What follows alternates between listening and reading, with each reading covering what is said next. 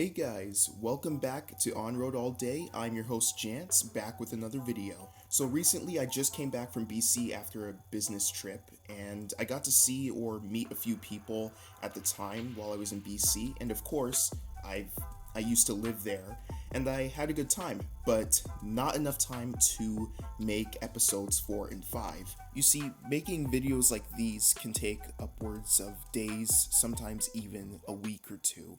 And I just want to let you guys know that I won't always be on time or always consistent with producing videos like these, especially the episodes. If I'm a week late or 2 days late, just don't get mad, because I'm human too, and we all have things to do and we all have things to take care of.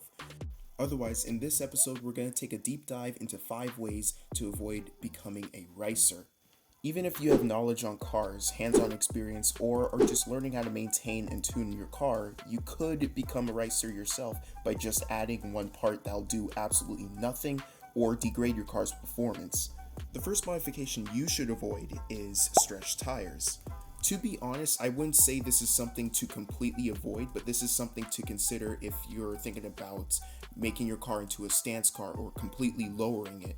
Because a stretched tire, or using stretched tires, is a stance trend from the JDM scene, and it's where the rim slightly peeks outside of the sidewalls of the tire.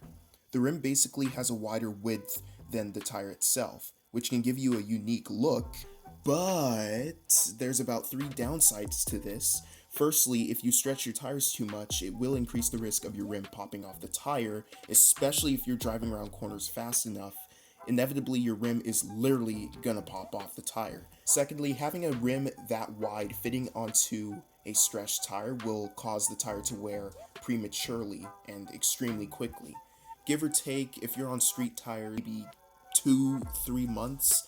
A third thing is that with this type of setup, you have less grip, meaning less contact with the road surface, since your wheels are super negatively cambered, as well as your tires are very much stretched out, which can result in a blowout and potentially destroy your car. Well, not destroy your car, but, damage the suspension, possibly damage your camber, stuff like that. And ricers, they absolutely love this setup. Second modification not to buy is the turbo. Okay, sorry. So, according to AutoPress, the Turbo Power Launcher Universal Turbo Supercharger is supposed to be a cheap modification that helps you make more power by forcing powerful airflow into the combustion chamber through the intake. Yeah, I remember when these things first came out. It was a trend for a little while. I've seen them on ads through Instagram as well, and a lot of people were pretty pissed because, it didn't work. And some guys my age would fall for this sham. Well, that's if they're dumb enough to buy this thing for $18. In fact, a guy named Cletus McFarland did a dyno test with his Gen 4 Mustang GT. First he did a stock dyno run, and then he compared the 2 and 2 together, and basically he lost about 4 horsepower with this device.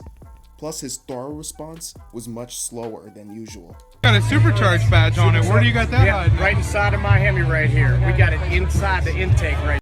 Hey man, I bought the supercharger for $18, man. Each propeller adds 50 horsepower, man. I'm making 800 horsepower, man. Running 7s, man. You gotta buy this, man. Run 80 PSI up in this motherfucker. Number 3, fake turbo whistlers.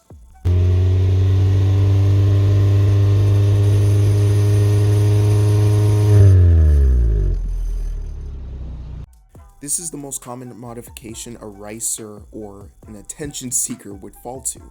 I mean, I know it's cheap, I know it sounds good, and I know it sounds a lot better than your mother's Civic, but it ain't the real thing. And I don't think anyone wouldn't notice a kazoo-looking device hanging inside your exhaust. Plus, if you go to a car meet and decide to rev your mom's Civic, car guys, even regular people, would notice. They'd notice something's up with your car, and then they'll see that little kazoo-looking device hanging in your exhaust. Obviously, you just need to save up some money, get a budget turbo kit for $500, $800 at best, and you'll be fine. Then you could say, yeah, I'm running a custom turbo on my mom's Civic.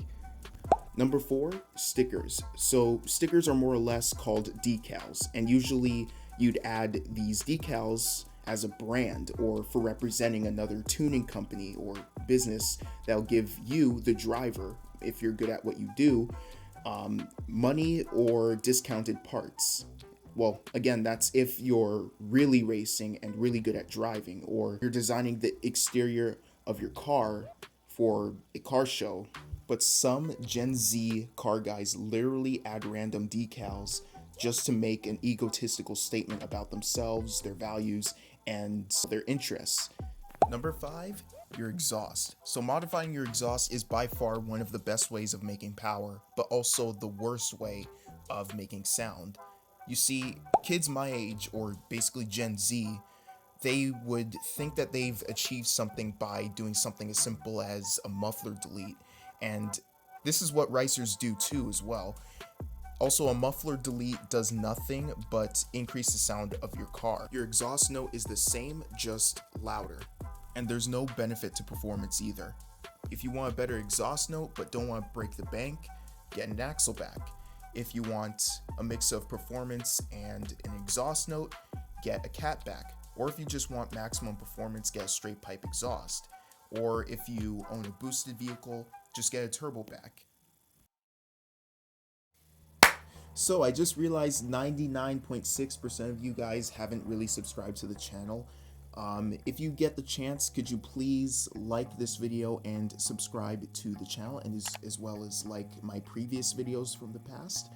And yeah, that's it. That's the end of the video. I hope you guys enjoyed. Those are 5 ways not to become a racer. Anyways, peace.